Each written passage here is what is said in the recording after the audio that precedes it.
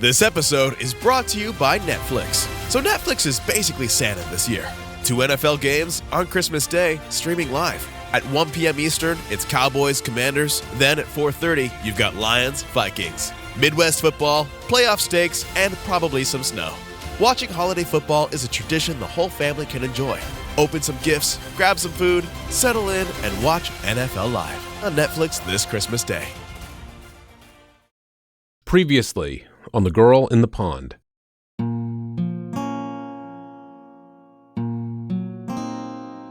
I knew she'd never leave without saying goodbye. She was dead before an hour's time was expired. So that's why I think she was choked. The hiring of a rig at William T. Shine's livery has been thoroughly explained. It had nothing to do with the mysterious death of the Drew girl.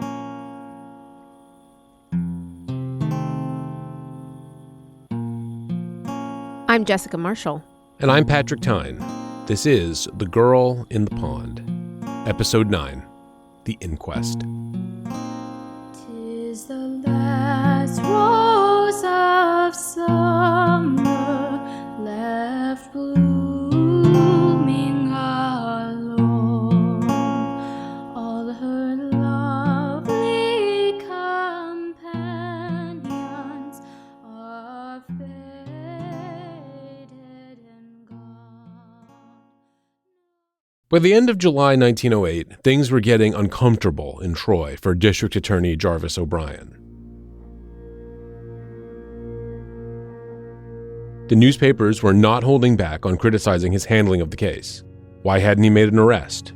Why hadn't he solved this thing?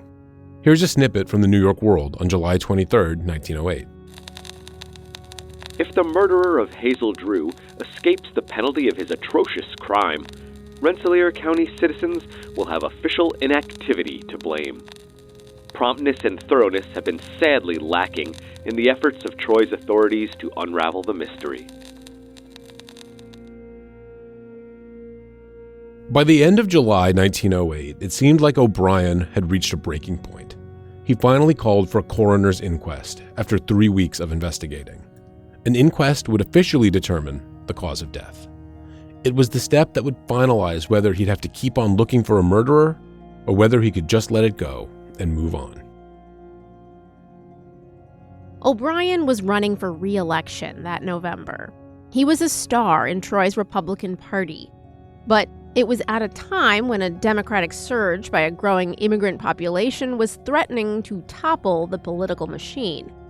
There was a lot at stake for O'Brien, if he wanted to keep his job.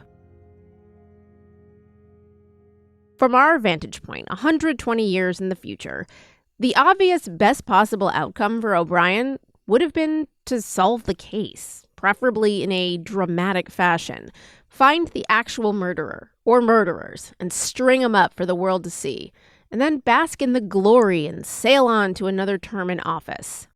The worst case scenario would be to let it remain unsolved, right? His rep would take a hit before a big election and he could lose spectacularly. Were those the best and worst possible outcomes, though?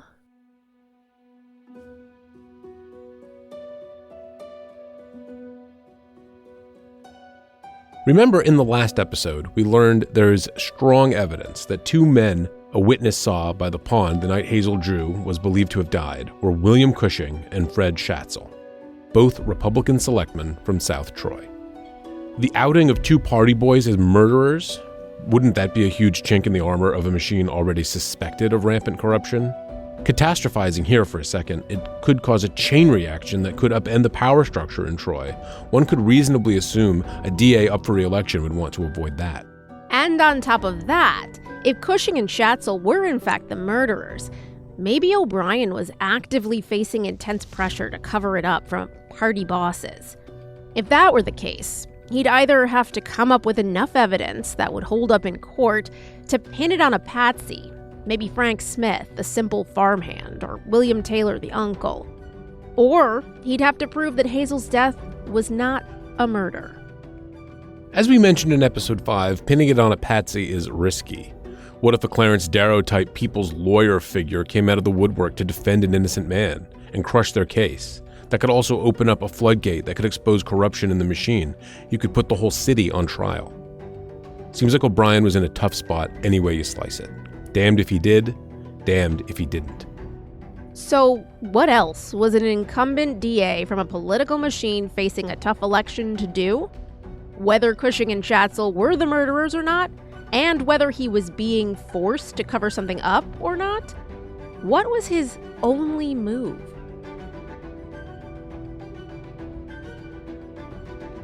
Prove that Hazel Drew killed herself. And from the looks of things, on July 27th, 1908, that's exactly what he was fixin' to do.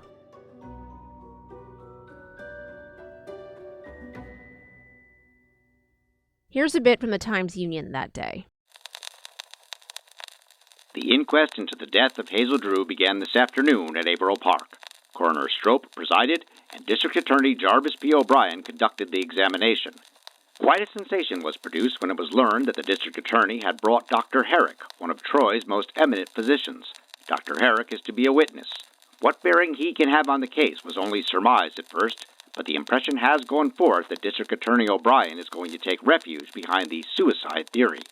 Although 5 physicians have said that the girl was dead before she struck the water, it is stated that Dr. Herrick is to throw doubt on the autopsy and declare, from what he has inquired into, that the girl committed suicide and the blow on the back of the head was caused by hitting a rock near the shore as she went down.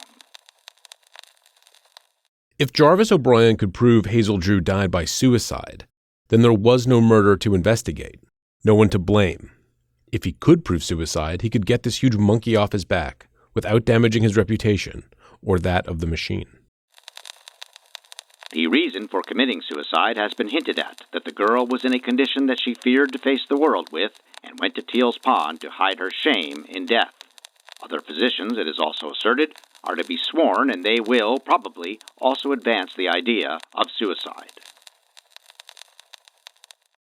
How easy would it be to move the narrative back to maybe she was pregnant, spurned by a lover, and saw death as her only way out of the shame?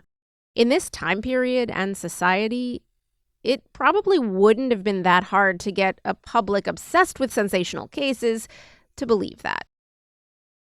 The doctors who performed the autopsy determined that the cause of death was a blow to the back of the head. There was no water in her lungs, so she did not drown. There was a ribbon around her neck, but doctors said choking was not the cause of death. Mark Marshall, the retired Rensselaer County resident who took up the case in his free time, thinks Jarvis O'Brien knew exactly what he was doing. Well, even Jarvis O'Brien, I think, was using Hazel's death as a fallback. If he couldn't prove who killed her, he told the doctors that they couldn't say that she was choked. They had a meeting with one of the doctors' houses out here, and Jarvis O'Brien said that they couldn't say that Hazel was murdered. He also told the doctors they couldn't say that she was strangled, because I think he was looking for, if he couldn't prove that who the killers were, then he would have a fallback on going to that she committed suicide. Right. If they proved that she was choked, the doctor said she was choked, and it's no suicide. The coroner's inquest began on July 27, 1908. It was held in a dance hall in Sand Lake, and it was packed. The New York World painted a vivid picture of the scene. Charcoal burners, mountaineers, plain ordinary farmers and city folk, including many pretty girls, sweltering under merry widow hats, crowded a small pavilion in Averill Park this afternoon when the inquest was opened. The scene was novel. The pavilion, which is frequently used for political and other public gatherings, is ordinarily a dance hall. It was hardly large enough to accommodate District Attorney O'Brien, his staff, and force of witnesses, not to speak of the throng of morbidly curious.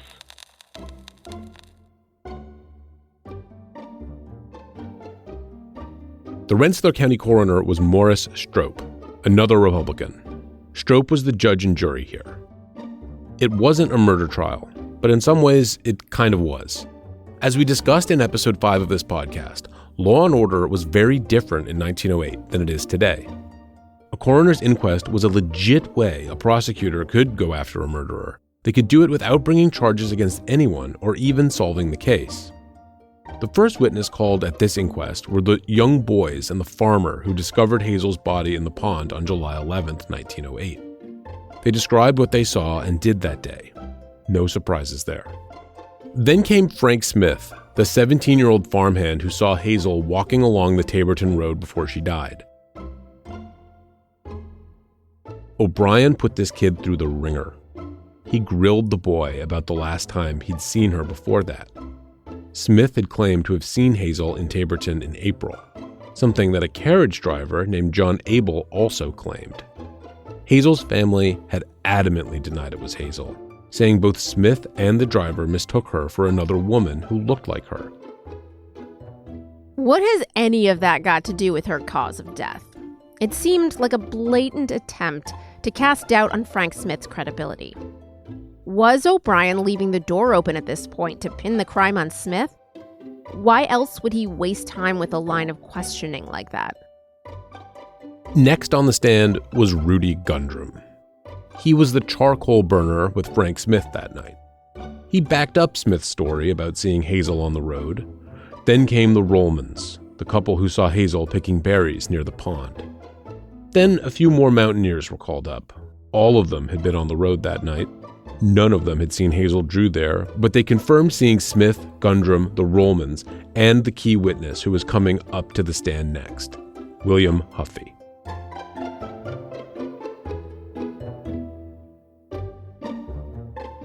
On the stand, Huffey told his story exactly as he told it to investigators and the media, that he'd seen two men by the pond that night, a nervous-looking, sandy-haired guy with a mustache sitting in the driver's seat of a Concord wagon with yellow rims, and another man with dark hair rifling through the bushes near the shore of the pond, where Hazel's body had been pulled out. Remember that William Cushing and Fred Schatzel had already been cleared by investigators at this point. O'Brien didn't seem to press Huffey like he had Frank Smith, or really press him at all. Hazel's uncle, William Taylor, took the stand next. Like Frank Smith, investigators had been suspicious of Taylor as the potential killer. Here's a bit from the Times-Union on July 27, 1908. District Attorney O'Brien put him through the third degree in an unmerciful manner. While Taylor answered some questions in a puzzling manner, the district attorney is satisfied he has told all he knows and is in no ways concealing anything. The proceedings were underwhelming. Nothing new came to light. They bled into the next day when doctors took the stand. Here's more from the Times-Union. When Dr. Boyce, the coroner's physician, was on the stand, District Attorney O'Brien advanced the first theory of suicide. Dr. Boyce related the findings of the autopsy and said he was positive that death had been produced by a blow on the head and that Hazel was dead before her body reached the water. To refute this, the district attorney asked if it wasn't true that a large percentage of persons found drowned had no water in the lungs. Dr. Boyce, though, wouldn't admit it, and he was backed up by Drs. Fairweather and Reichard, who assisted at the autopsy. The doctors weren't giving in to O'Brien's pressure to concede that Hazel's death could have been a suicide. Neither the doctors nor O'Brien mentioned anything about the corset ribbon, though, or Hazel being choked. The inquest yesterday afternoon and last evening at Averill Park produced what everyone expected it would. Nothing.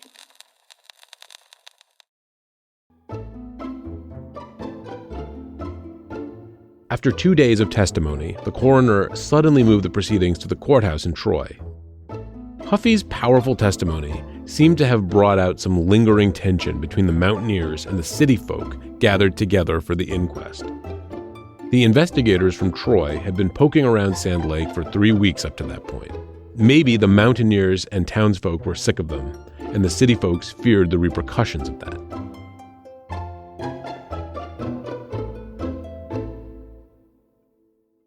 When the inquest resumed in the city of Troy, Hazel's mother, Julia Drew, took the stand. Here's a description of her testimony from the Times-Union on July 30th, 1908.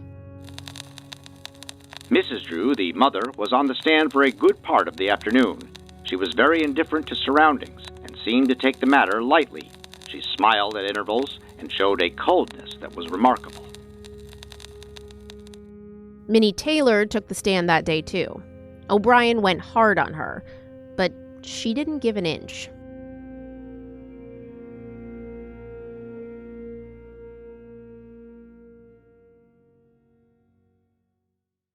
I wish we could say that the inquest was a dramatic finale to this story, but the truth is, it was anything but.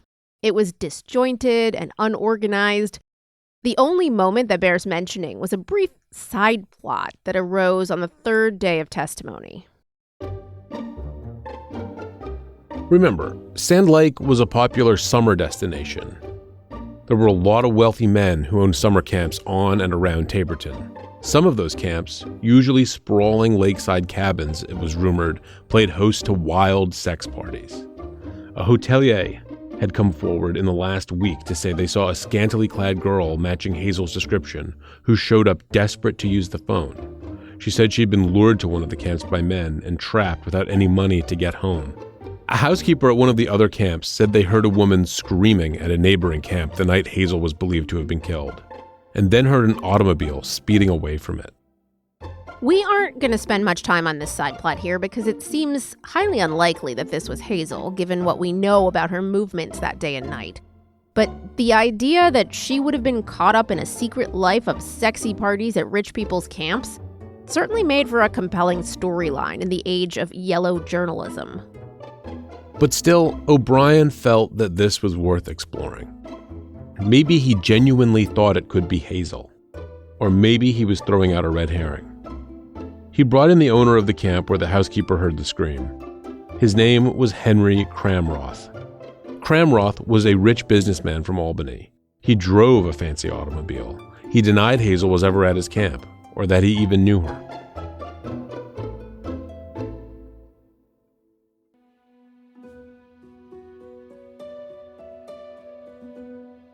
And just like that, the inquest was over. The next day, July 31st, 1908, the coroner rendered his verdict. From testimony taken on the above dates, I find that the said Hazel Irene Drew came to her death from extravasation of blood in the dura mater, caused by a blow on the head from some blunt instrument in some manner unknown.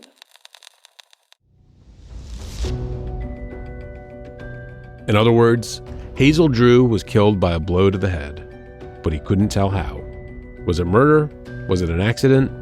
He just couldn't say. After the coroner's verdict, the case stopped appearing in newspapers. O'Brien took his detectives off the case.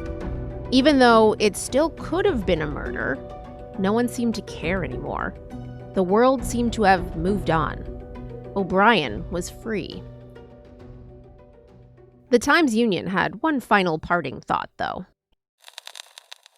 Today in Troy, they are relating how easy it is to kill a woman in Rensselaer County and, quote, get away with it. They are referring to the murder of Mamie Killian 7 years ago. Then there was another Troy young woman named Furlong, living on 3rd Street, whose body was found on the road a few years ago. It was established beyond dispute that she was murdered, but the officials soon gave up the hunt. Hazel Drew's case was not the first to end this way, and it wouldn't be the last. We'll be right back.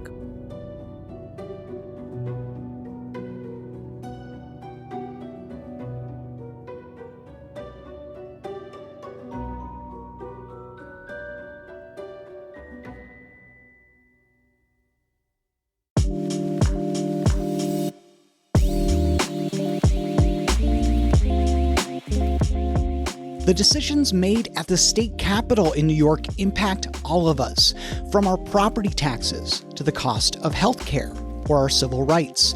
It's all really complicated, but I'm here to help you sort through it.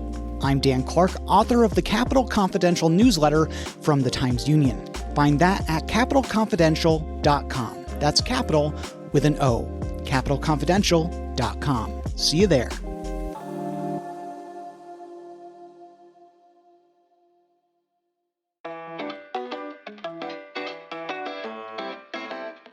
We are always busy here in the Times-Union newsroom, whether it's covering breaking news, writing in-depth features, or giving the latest local sports highlights. There is a lot that goes into what you read in print and online at timesunion.com and on all of our social channels. So join me, Jessica Marshall, every week on The Eagle, a Times-Union podcast. We'll pull back the curtain and go in-depth on the news that we're covering and the award-winning journalists who bring it to you at the oldest and largest newspaper in New York's capital region. Listen to The Eagle at timesunion.com or wherever you get your podcasts.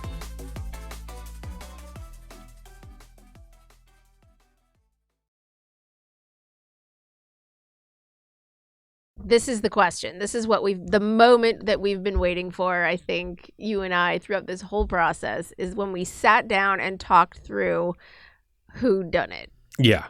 Everything else is important. The history is important. The sociological implications are important. The societal trends, the turn of the century, all of that is important. But it is... At its core, it's a mystery. It's a mystery. It's a whodunit. What stands out to you? If you've listened thus far to our series, you would probably not be surprised that the Cushing and Schatzel theory stands out strongest to you and I. It has the most circumstantial evidence, I think, that could hold up in a court of law. But if you look at other books and media that have covered this story, there are a couple of other people who've been bandied about as potential suspects. Mark and Bob's theory on who killed Hazel Drew is not the only one out there. There are books and articles and even a film about the case. Others who have researched it have come to very different conclusions, many of which have nothing to do with Cushing and Schatzel. Let's go through those theories now. There's one that the murderer was one of Hazel's employers. Former city treasurer Thomas Hislop, businessman John Tupper, or Rensselaer Polytechnic Institute professor and city engineer E.R. Carey. All three of these men were fabulously wealthy, though Hislop would fall from his lofty perch amid scandal. The theory holds that one of them was having an affair with Hazel and wanted to cover it up.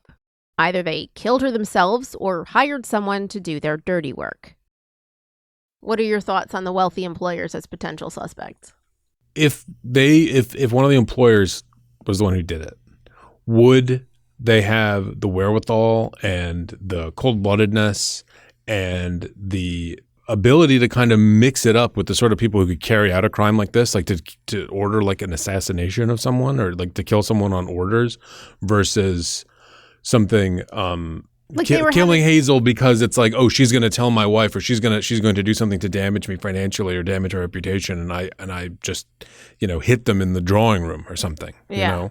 Of course, she wasn't really there in any of those places anymore. She was out of the fold. But the idea that like the steps involved with having to do that don't necessarily exonerate some of the employers, but I think there's just so many steps there to get to the pond that I think it makes it maybe a little less likely. But you certainly can't put a conspiracy past a person with resources. Right.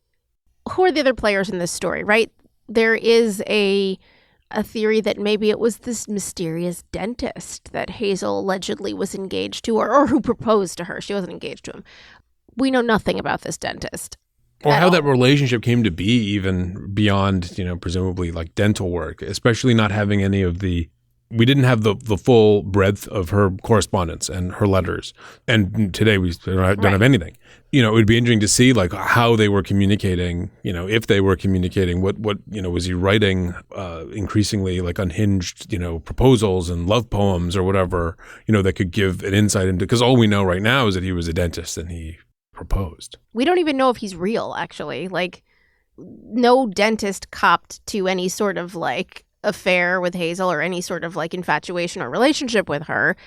So maybe she just made it up, like we all occasionally make little white lies about things, right? Like my girlfriend who goes to a different school, my girlfriend from Canada or whatever, like exactly. He might not even be real.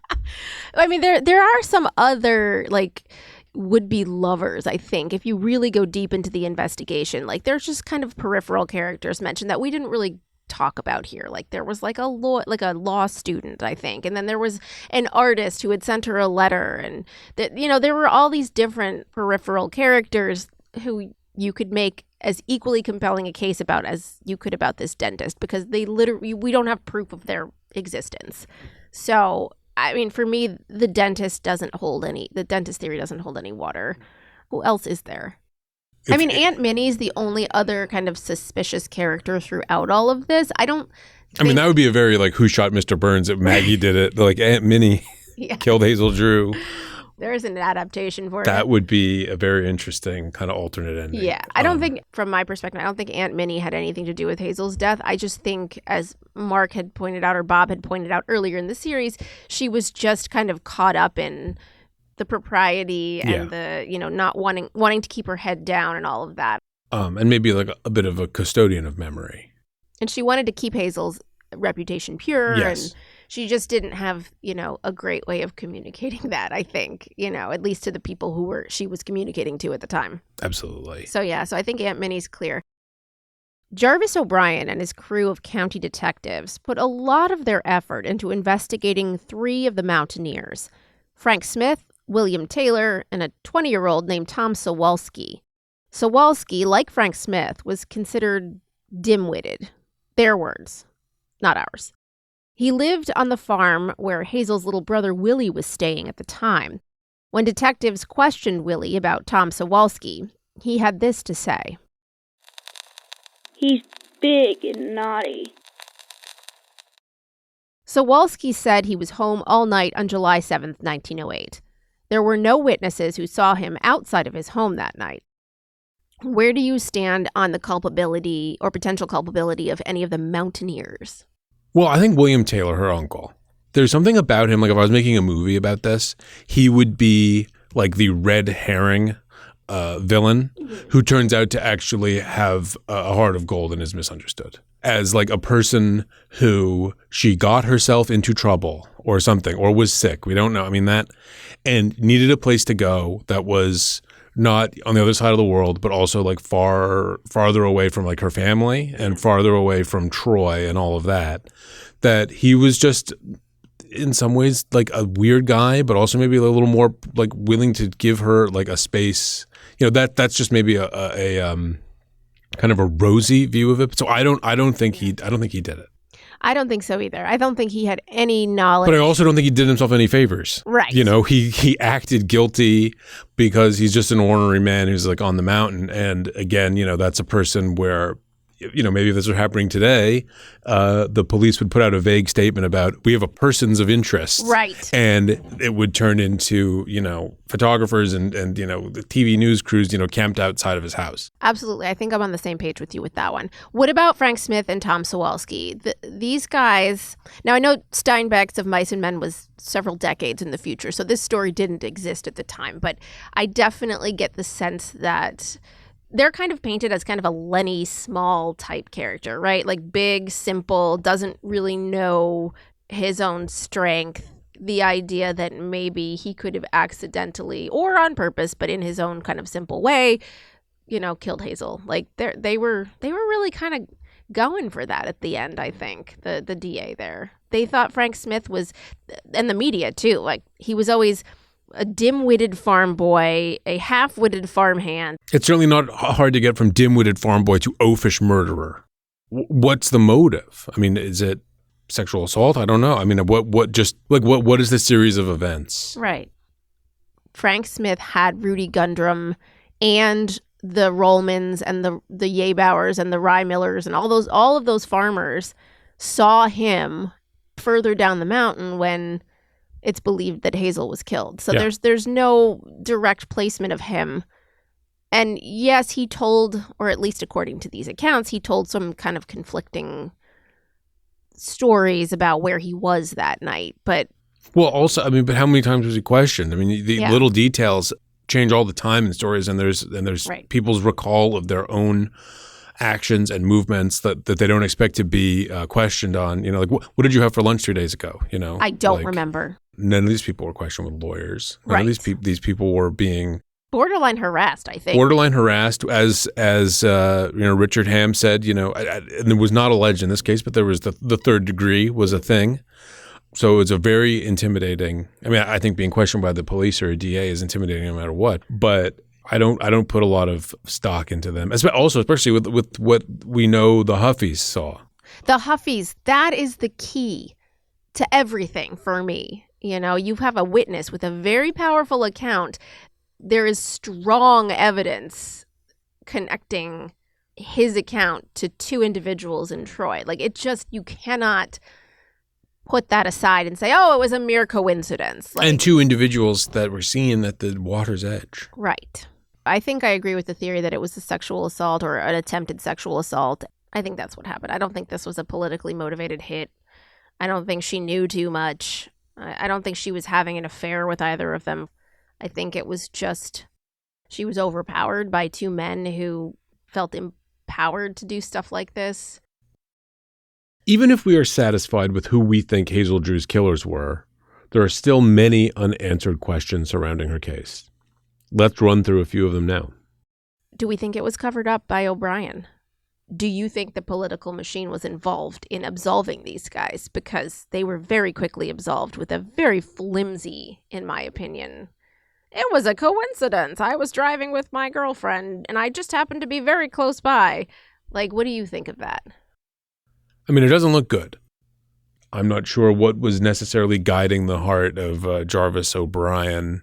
I don't know. I still go back to thinking, why not pin it on somebody else? You could go down this rabbit hole for hours and hours and hours. We could probably make 10 more episodes based on all these theories. But totally. I think to simplify it for us and for our audience, I think we just can't really tell what O'Brien was doing. It's a very complicated situation. There's a lot of powers conflicting in some cases powers at play.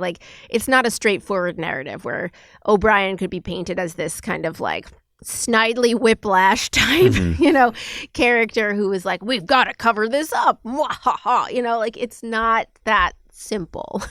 And of course, he could have been playing it by the book the whole time. He could have been, earnest and honest. We can't say that he wasn't. That's also true. How did Hazel, did she have a lot of money? Was she just really obscenely good with money? Did she have another income stream? Was she rich because of the whole Hislop treasurer thing? Where do you stand on how she had money to do things that she did?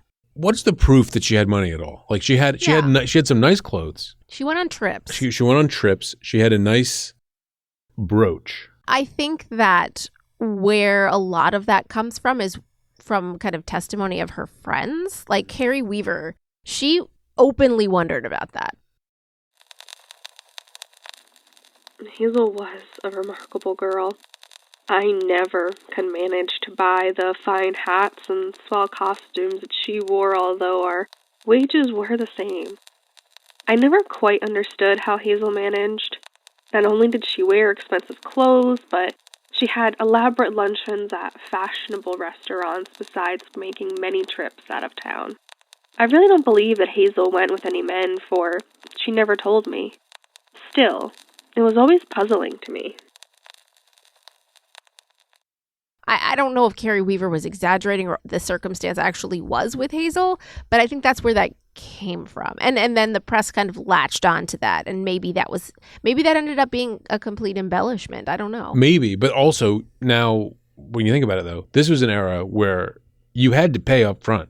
There was no credit card. There was no credit. In fact, even if there were credit cards, women were not allowed to have credit cards until the 70s, which is insane.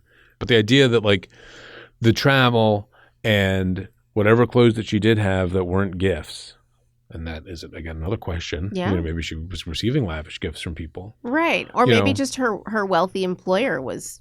Yeah, or were there hand-me-down things? Or or we want our employees to look a certain way, or to portray a certain level of opulence. So I think the question of the money remains unsolved, and you could come up with any number of fanciful theories about where she got the money. But you could also save a lot of money. Maybe that's why she was able to quit. Yeah. Was because, she'd realized that she was where she wanted to be to have her money right to go on to wherever she was going ultimately. Yeah, but where was the money? People had to carry cash on them. Yeah, and like and it's not like she was like whatever money she was making, she was like squirreling away in like a cigar box back in Post and Kill. That would have been found unless maybe one of the relatives unless they took it. Also, like what I would like to know, let's assume she had saved up a bunch of money and had enough to like finance an expeditionary period in order to figure out what her next move was going to be. Right. How much was that? Is that like $500? She could have had thousands of dollars. I don't know. Who knows? That's true. Although if she had thousands of dollars, you'd think that maybe she would have gotten out of there sooner, or she would have gotten out of there sooner. She would have, well, maybe she wouldn't have needed help from John Magner to get started in New York, right? For sure. The conductor. Again, this is just rank speculation. That's all but we can do here. Maybe she did have money on her the night of the killing and she was going to go see her brother and going to give him some money, you know, some walking around money. And like, I know they said her belongings weren't stolen, but like maybe she had, maybe you know, she had money, cash on her. You know, yeah, maybe she had cash in her. Maybe Cushing and Schatzel took it, you know. Maybe they took it. I mean, you would have, if you're about to embark upon a long journey, you would have. You're not going to leave it in your suitcase that was checked at the train station. No. You would have it. I would have it tucked into my undergarments. Yes. We take as read, like, oh, nothing was stolen. Right. And she only had a 5-cent piece in her glove, you know. Yeah, but, you know, something might have been stolen.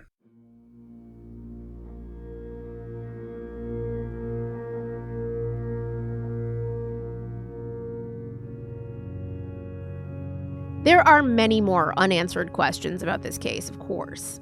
But how many of the answers to those questions are essential to piecing together the full picture of what happened to Hazel Drew?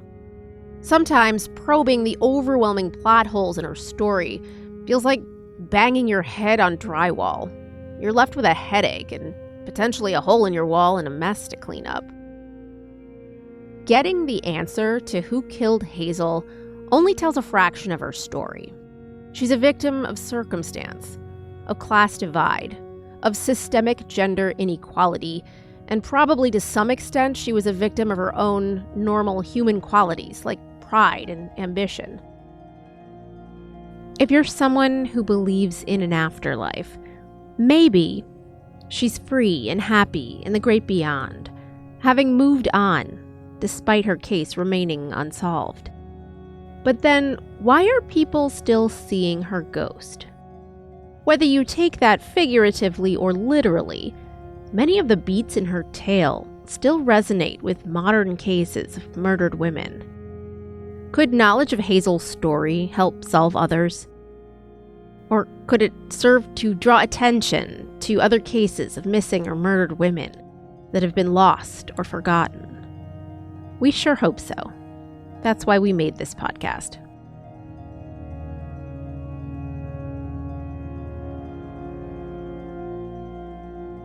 Three months after the inquest, in November of 1908, Jarvis O'Brien lost his bid for re-election spectacularly. He was beaten by Democrat Abbott Jones, an attorney who would go on several decades later to represent notorious bootlegger Jack Legs Diamond. O'Brien went back to private practice. He died in 1936. Hazel's family moved on with their lives after the inquest ended. Many of them stayed in and around Troy. A few of their descendants are still in the area today. They worked with Bob Moore and Mark Marshall for a time around 2018 to try and solve Hazel's case. They still very much care about finding the truth. We contacted Hazel's relatives to extend an invitation to be on this podcast.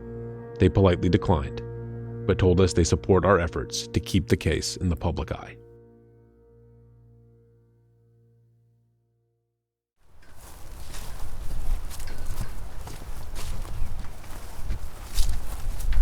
Last spring, we met up with Sand Lake town historian Bob Moore and Mark Marshall. They took us to the cemetery in rural Rensselaer County where Hazel Drew is buried. They were originally going to bury her in Mount Ida Cemetery down in Troy, but then they decided to bury her up here.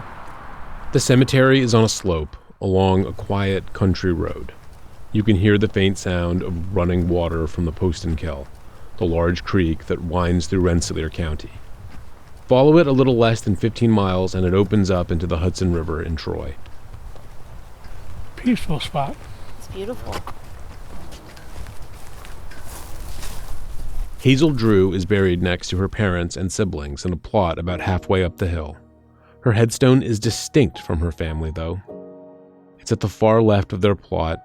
It looks a lot older, more weathered. But it's also more elegant. Its uniqueness draws your eye. Emblematic, perhaps, of how she was perceived in life. The gray-white limestone slab is a little more than a foot tall and only slightly wider. It's rounded at the top, set on a bulky rectangular plinth. A large crack emanates from the bottom, spidering its way across the diagonal. There's probably some symbolism in that crack, something about how the crack creeps up the stone, marring its elegance. But maybe that's all a stretch in a desperate search for meaning. There's an elegant floral pattern engraved across the top, and in the middle, it simply reads, "At rest." Bob and Mark stand at a respectful distance while we get a closer look. They've been here many times and seem to find continued purpose in going back. Mark went back recently, actually, after the first few episodes of this podcast came out. Hazel's grave had been decorated with colorful stones, a cheerful reminder that her memory lives on. Bring people to it, and maybe we can solve it. Yeah. You guys really move this forward. Like, what happens if it does get solved? What do you do then? Close his book on it. Yeah.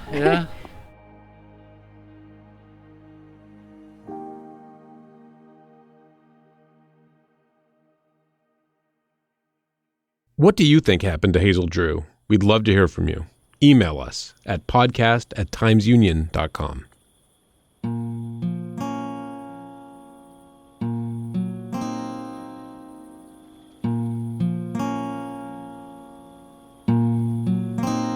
Tis the last rose of summer left blooming alone. All her lovely companions are faded and gone. No flower of her kindred, no rosebud is nigh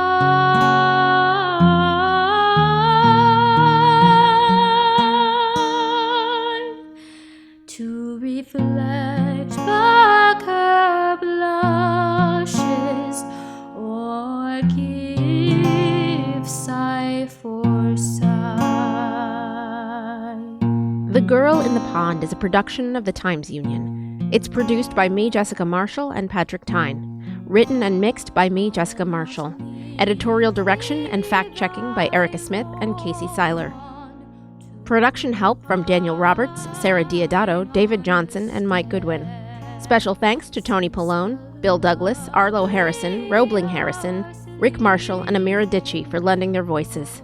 Our theme song is The Last Rose of Summer, written by Thomas Moore. Musical arrangement by Matthew A. Streifert. Vocals by Josephine Diodato. Additional music supplied by Lionel Cohen, Francois Couture, John Alderson, and Vyacheslav Dragunov via Getty Images.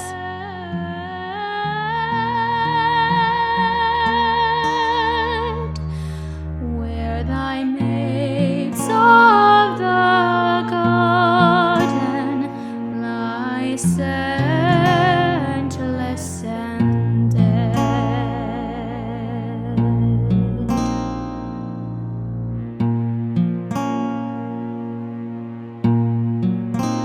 So soon may I follow when friendships decay, and from long shining circles